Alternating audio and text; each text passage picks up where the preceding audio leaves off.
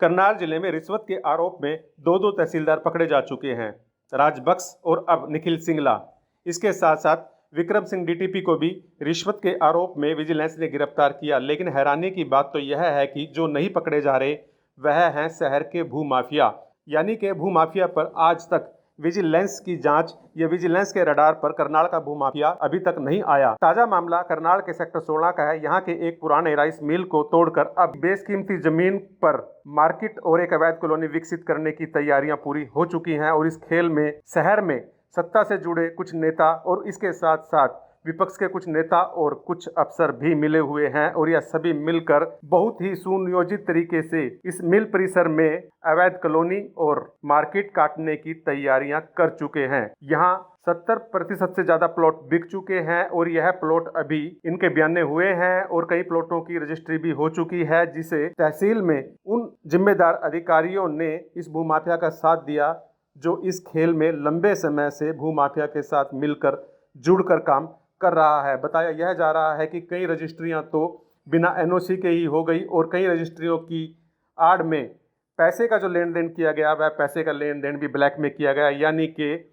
इस पूरे खेल में ब्लैक मनी और हवाला के मनी का जमकर इस्तेमाल हो रहा है। बताया तो यह जा रहा है कि जिस मिल मालिक ने इस जमीन को इन भूमाफिया को बेचा है उसने भी कई करोड़ रुपए 2 नंबर यानी कि ब्लैक में लिए हैं और सफेद पोशों ने और जिन सफेद पोशों ने इस जमीन को खरीदा है उन्होंने भी कई करोड़ रुपए जमीन के मालिक को ब्लैक में दिए हैं, यानी कि कहीं ना कहीं इस जमीन की खरीद फरोख्त में ब्लैक मनी और हवाले के पैसे का जमकर इस्तेमाल किया गया। लेकिन इसके बावजूद भी इन सफेद पोशों पर अभी तक किसी सरकारी एजेंसी की नजर नहीं पड़ी। इस खेल में कई अफसर,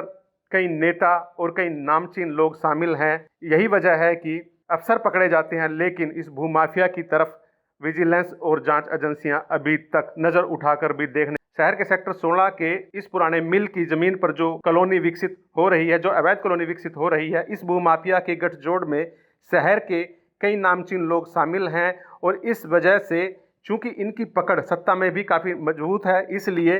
विजिलेंस और अन्य जांच एजेंसियों के साथ साथ डीटीपी विभाग भी इस ओर ध्यान नहीं दे रहा। तहसील में भी इस जमीन की धड़ाधड़ हर रोज रजिस्ट्रियां हो रही हैं। बताया तो यहाँ तक जा रहा है कि इस मिल की जमीन को बयानों पर ही बेच दिया गया है और इस खेल में शहर का एक पुराना भूमाफिया यानी कि राजकुमार जुनेजा भी किसी न किसी स्तर पर जुड़ा हुआ है। इसके साथ साथ राजकुमार जुनेजा ने इस बार अपनी पूरी रणनीति को बदलते हुए शहर के एक नामचीन नेता और उसके साथ साथ सत्ता से जुड़े कई और नेताओं, विपक्ष के लोगों और अफसरों को भी अपने इस खेल में शामिल कर लिया और यह सभी मिलकर अब इस मिल की जमीन को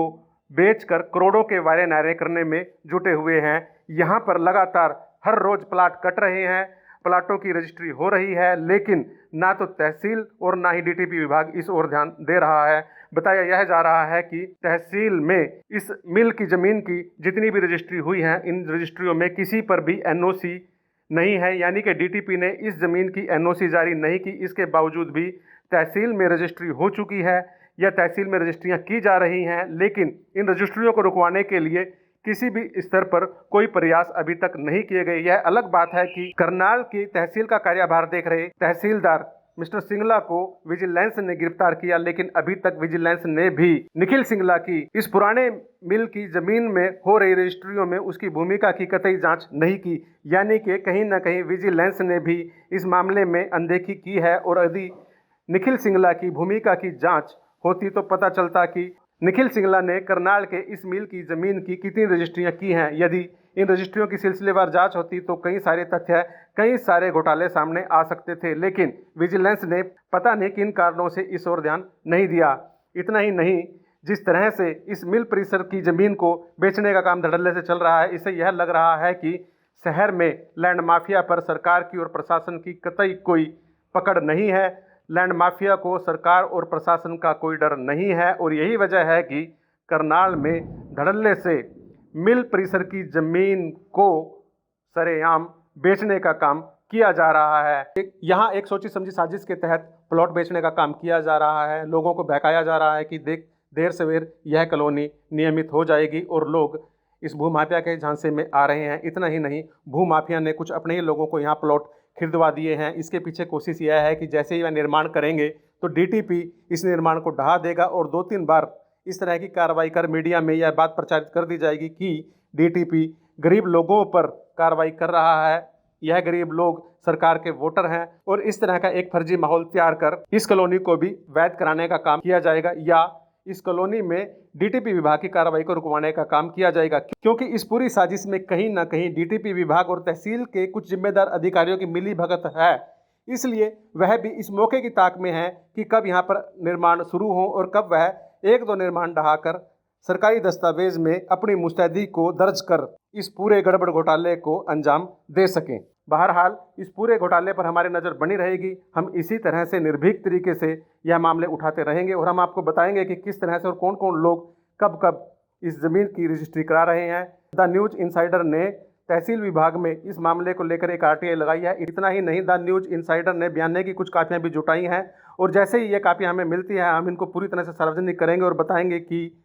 इस पूरे खेल में कौन कौन लोग शामिल हैं।